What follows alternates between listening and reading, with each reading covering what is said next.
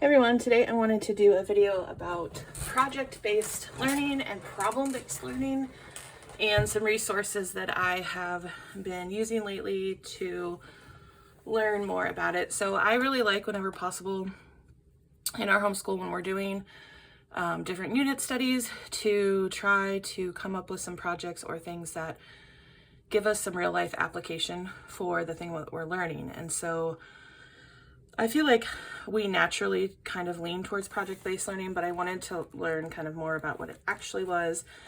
I got a lot of books from the library, and I didn't necessarily love any of them, but I did find this one, which I bought the PDF of from the C Publishing website. This is called Project-Based Learning, Creating a Modern Education of Curiosity, Innovation, and Impact by Blair Lee and Samantha Cook.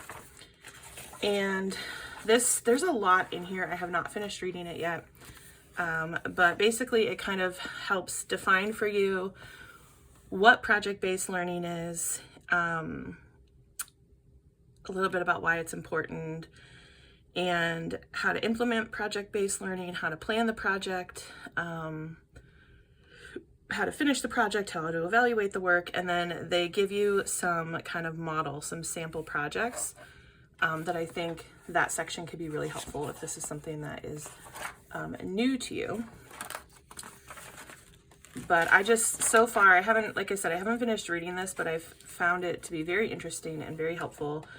But it does say the first step to creating a great year of project-based learning is to understand what project-based learning is, how it's defined, and how it is often misdefined. The Buck Institute for Education defines project-based learning as a learning method in which students gain knowledge and skills by working for an extended period of time to investigate and respond to an engaging and complex question, problem, or challenge. And so they say this is kind of a great place to start when considering project-based learning, but to understand the method, it helps to really break down the definition into its component parts. And so they talk about it as a learning method, that it's learner-centered, and that it can be both academic and practical. It's meaningful, and it changes the teacher as much as the student. And that it is neither new nor a trend, but it is the best way to educate students in a rapidly changing world. So there is so much information in here. And I really like, towards the back of the book, they give both some long-term project plan ideas and some short-term project plan ideas. And I think that those can be really helpful. So I am excited to continue reading this book, but I wanted to share that with you. One thing that I found at the library was this series called Great Exit Projects on the U.S. Constitution. This is in a series called Great Social Studies Exit Projects, which obviously is I guess an idea used more in a regular school setting, but essentially that uses project-based learning through exit projects to, in this particular case, explore the U.S. Constitution. But they have a whole series of other kind of social studies and history topics, and I like this because if you're not sure where to start and you just want something really simple, this just gives different project ideas based on the U.S. Constitution. Also, Teachers Pay Teachers has a ton of project-based learning. They're called PBLs. Some very simple for younger kids. I think I bought one a few years ago about doing a lemonade stand. That was a PBL. So anyway, this is another resource, and I'm sure there's more. This is just one that kind of stood out to me when I was at the library. Now, in doing that research, I also learned about something called problem-based learning, which my understanding is it's kind of a subset of project-based learning, both called PBLs. And I was really looking into that and a little kind of feeling defeated because I didn't really want to create something myself.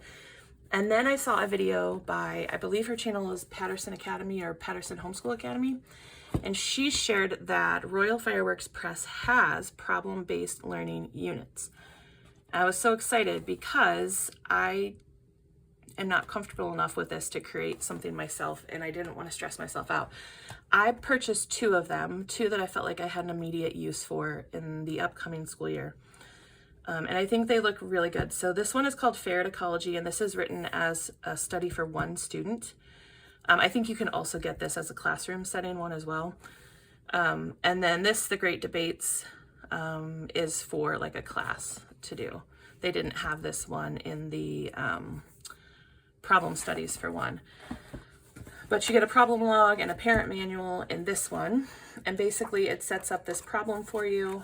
This particular one, the student is in the role, let me find it. They are in the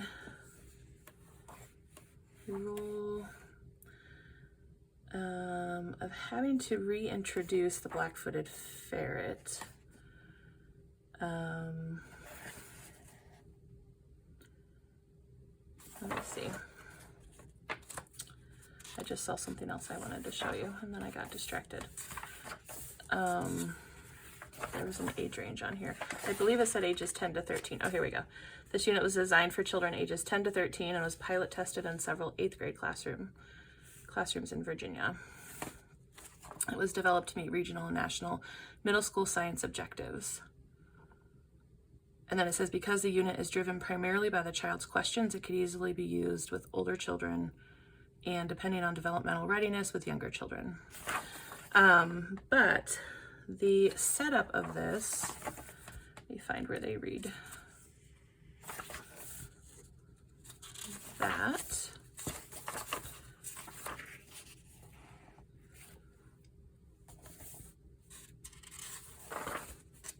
Here we go. So your child is in the stakeholder role of a member of the Black-Footed Ferret Recovery Reintroduction Team, BFFRRT for short, a group of scientists tasked with creating a model habitat for the black-footed ferret using Fort Collins, Colorado as a test site. The team receives a memo from their boss complaining that interest in the black-footed ferret is waning, and the memo makes reference to a newspaper article about the black-footed ferret that validates those fears. Your child learns that he or she must research the critical elements necessary for successful reintroduction of black-footed ferrets, create a model for reintroduction, and give a presentation to members of the Project Oversight Committee.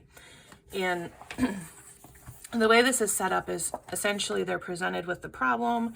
They have that initial gathering of information, asking questions before they can fully define what the problem is and what issues really need resolved and what the constraints might be in solving that issue.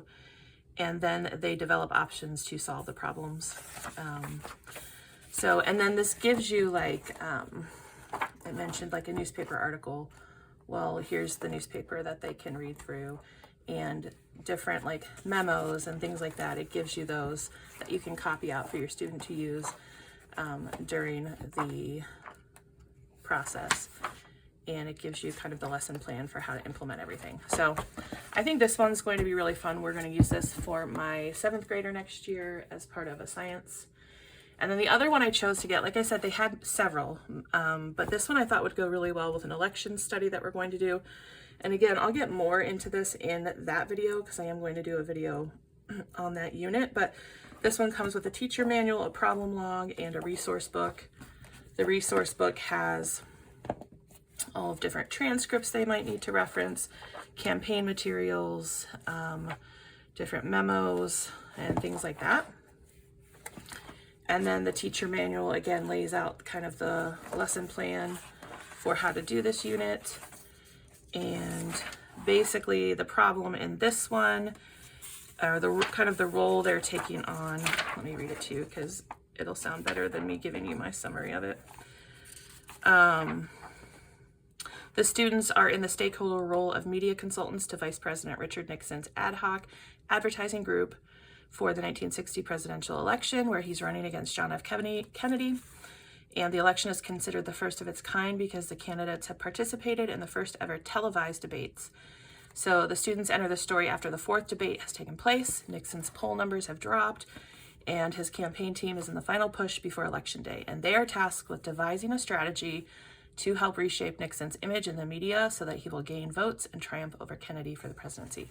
I think this sounds fascinating. I'm so excited to use it. So those are the two I picked up that are from Royal Fireworks Press. And like I said, they have more. But those are the two I decided to try out. And then I also found this one on eBay. This company, they had, I think, 2 or 3. No, they had more than that. It says Proof Rock Press, but I'm pretty sure that's been bought out by someone. I'll link it down below. I got mine off eBay, but there is a real website you can go to. But this is Problem-Based Learning Mystery Disease. I thought this would fit really well with my daughter's biology class next year. And it's basically set up the same way, where you introduce the problem to them. This particular one, oh, and it gives you all of the memos and things that they'll need. But here, I believe they're working for the county health department, and people are getting sick, and they have to figure out what this mystery disease is. Let me see if I can find the actual problem written out. I can't remember where it is in this one. But you can see there's all different kinds of like newspaper articles that they would use. Let me see.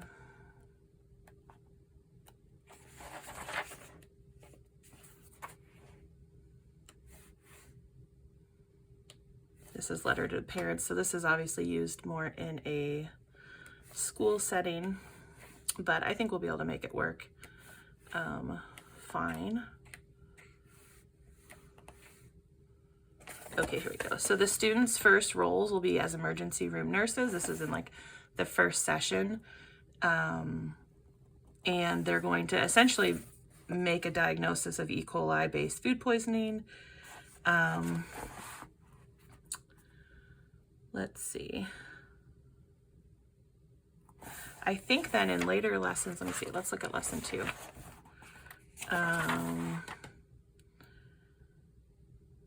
Yeah, so they've made the diagnosis of E. coli,